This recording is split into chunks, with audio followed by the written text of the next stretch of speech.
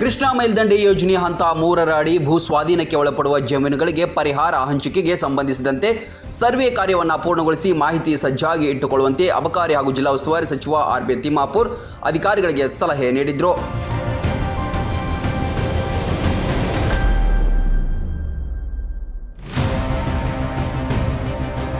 UKP ಯೋಜನೆಯಡಿ ಮುಳುಗಡೆ ಜಮೀನಿಗೆ ಸಂಬಂಧಿಸಿದಂತೆ ಭೂಸ್ವಾಧೀನ, ಪುನರ್ವಸತಿ ಮತ್ತು ಪುನರ್ನಿರ್ಮಾಣ ವಿಷಯಗಳ ಪ್ರಗತಿ ಪರಿಶೀಲನಾ ಸಭೆಯ ಅಧ್ಯಕ್ಷತೆಯನ್ನು ವಹಿಸಿದರು.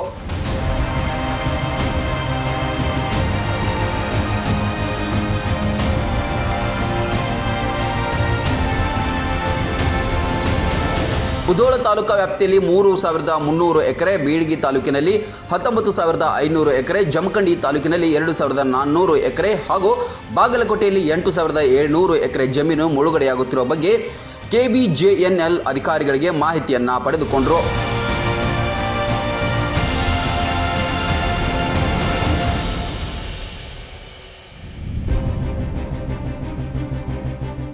ಸಭೆಯಲ್ಲಿ ಶಾಸಕ ಉಮೇಶ್ ಮೇಟಿ, ಜಿಲ್ಲಾಧಿಕಾರಿ ಸಂಗಪ್ಪ, ಯುಕೆಪಿ ವ್ಯವಸ್ಥಾಪಕ ನಿರ್ದೇಶಕ ಗಜಾನನ್ ಬಾಲೆ, ವಿಶೇಷ ಅಧಿಕಾರಿಗಳು ಸೇರಿದಂತೆ ಅನೇಕ ಅಧಿಕಾರಿಗಳು ಭಾಗಿಯಾಗಿದ್ದರು.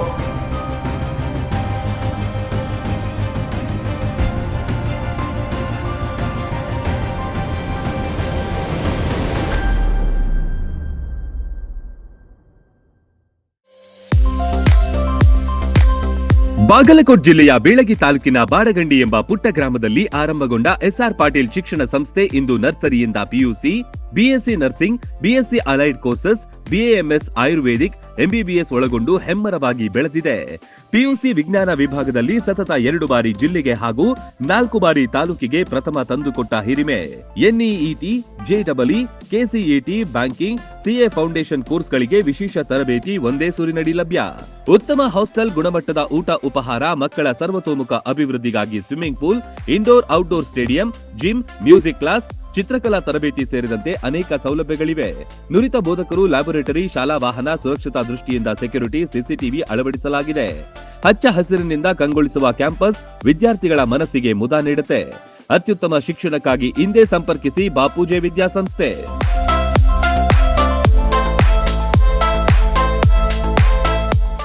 ರನ್ ಟಿವಿ ನ್ಯೂಸ್ ವಿಡಿಯೋಸ್ ನೋಡಲು ಸಬ್ಸ್ಕ್ರೈಬ್ ಮಾಡಿ, ಬೆಲ್ ಐಕಾನ್ ಪ್ರೆಸ್ ಮಾಡಿ.